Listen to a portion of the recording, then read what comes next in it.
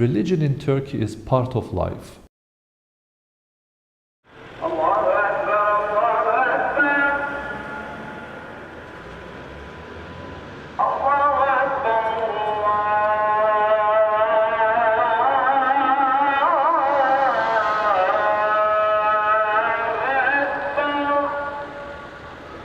If we think that women are equal to men, we have to stand against this headscarf. We have to stand against the religion being in politics.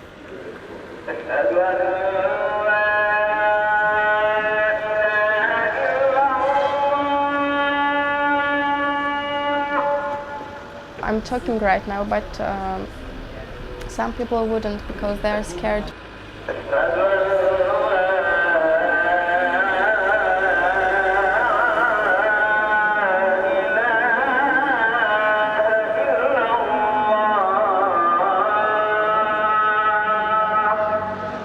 Turkey has a problem with religion.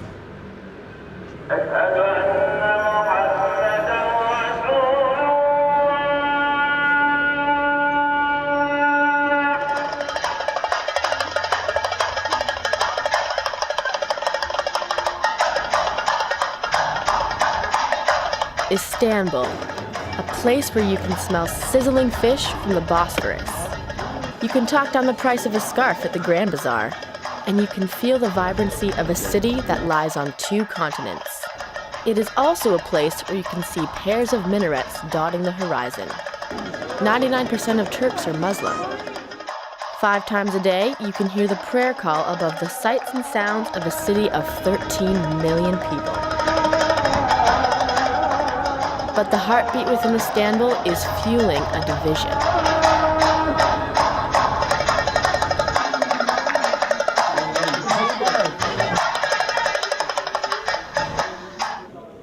The bottom line is that, unfortunately, if we we have 2 sides today in Turkey. One describe themselves being very religious, and other is that secular.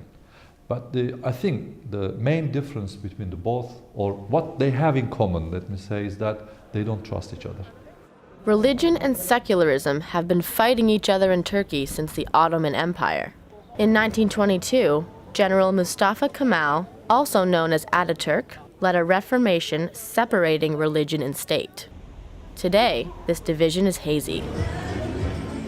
The current government is the Justice and Development Party, or AKP. They are conservative and believe that Ataturk's principles have lost value. They've been in power for 9 years, and the next election is on June 12th. The AKP is seeking a big majority to make big reforms, but some people think they're doing it the wrong way. I feel some hate to them because they are using Islam, they are using the stuffs, the taboos for Turkey to just collect more people, collect more votes for themselves, which is kind of buying people to your opinion. Alperen is just one youth that doesn't like the ruling politicians in Turkey. His demographic is a growing force in the country. Half of the population is younger than 28 years old, and they want change in order to build a better future.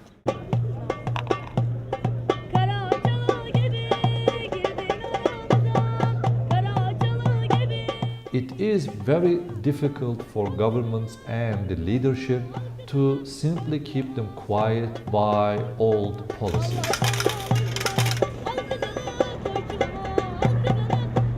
This youth want to see on the table concrete results.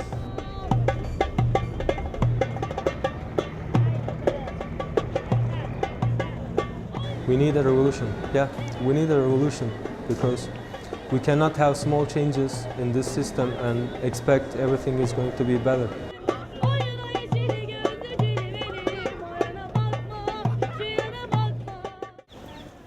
A big controversy in Turkey can be seen every day. It's a colorful piece of cloth. In the Quran, even in the Bible, God commands us, the woman should wear a scarf. They should cover them themselves. Because when you go to pray, you are in front of the God. You should concentrate. In Islam, women and men must pray in separate sections of the mosque. The purpose of the headscarf is to keep the focus on God as you pray. Some people may think that wearing Islamic headgear confirms you're a Muslim, but its meaning goes deeper. I don't think that protecting the religion is not because of the wearing that scarf.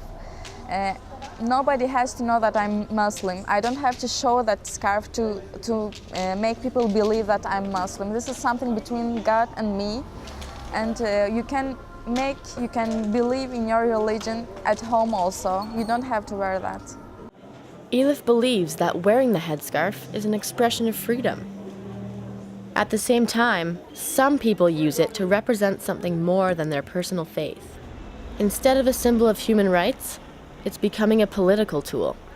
I know for sure that there are people that have begun wearing a headscarf for economic reasons. For example, my husband is, this is not my husband, right? But other girls. My husband is working in a more conservative company or in a state office, and I want him to make promotion, so I go wear a headscarf. This is a time in which political parties with a more conservative religious view have the power. So if you want to be close to the ones who have power, you wear a headscarf. So what does the party in power say about this? In AK Party, there are so many people who are wearing headscarves, for example, and there are so many women who are not wearing headscarves. AK Party is the biggest and the most important party who can take them together on a table. We do not declare it as a political symbol, but for me personally, there isn't any problem with it to be a political symbol. Ataturk's concept of secularism excludes the wearing of religious symbols in public places. Headscarves are not allowed in hospitals or in parliament. These rules don't exist outside of Turkey. Before 2008, the ban was also applied in universities. But from the conservative thrust of the AKP, this has changed.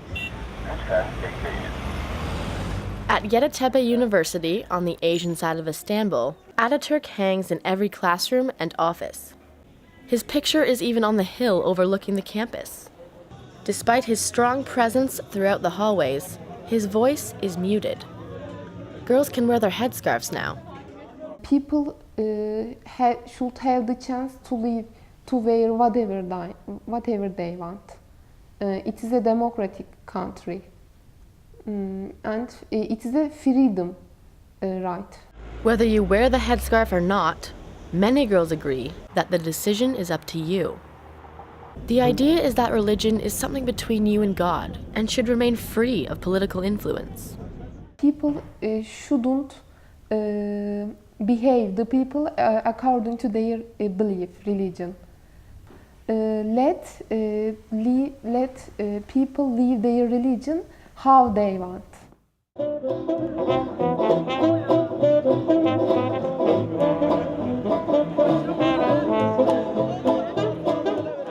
Walking down Istiklal Street, you can see tourists sipping chai and stepping into open shops to sample some Turkish delight.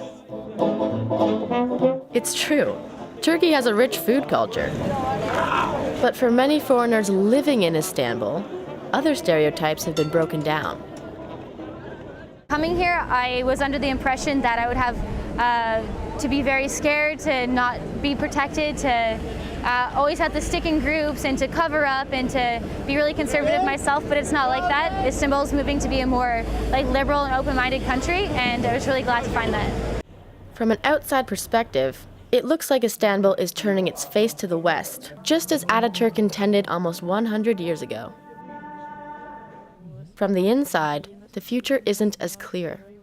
I don't have really hopes for Turkey if it goes like this, because the government party and his opponents are everywhere, and they try to make little parties and even changing the students' minds and making them believe what they believe. So this is not a good thing, but maybe a few years later, if the governing parties changes, then it will be more tolerance to each other. On a rainy afternoon, Cenk and Elif are warming up in a cafe. Like this. If you want, you can do it for me, Cenk. Elif's drink is finished, and now it's time for a century-old Turkish ritual. The patterns of leftover coffee grounds are used for fortune-telling. Her destiny, let's say, is going straight, and then there's a fork there. Everyone says that to me. Not even this cup of Turkish coffee can predict the future of the country. Just as the Galata Bridge keeps traditions alive, Istanbul has mixed modernity and heritage. The Turkish identity is built on this foundation. Maybe that explains why some politicians use the religious pulse of Istanbul to gain votes. It's a tug of war that has lasted for years, and no one knows if any side will let go.